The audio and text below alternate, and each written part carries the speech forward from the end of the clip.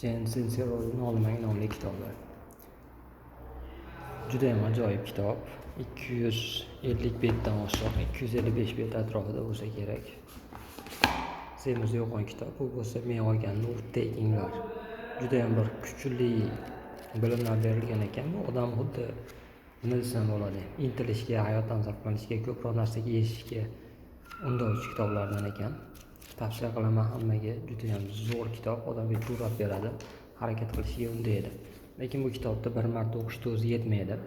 Bu kitobni 2-3 marta o'qigan yaxshiroq. Bir 5-10 marta o'qisiz undan ham yaxshi, chunki olinadigan bilimlar juda ham ko'p-da, ortiqcha ko'p. Men shuncha note taking qilgan bo'lsam, ular o'zi yetarli emas. Bundan ham ko'p note taking qilish kerak edi.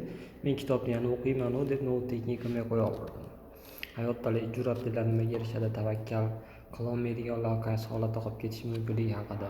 Tavakkal qilolmaydiganlar haqida ko'p yozmagan, lekin jur'atlilar jur'at qilish haqida, pul yo'q deb indamay o'tirish emas, balki qarz olib bo'lsa ham, boshqa narsa qilib bo'lsa ham topib harakat qilish haqida ko'p yozilgan.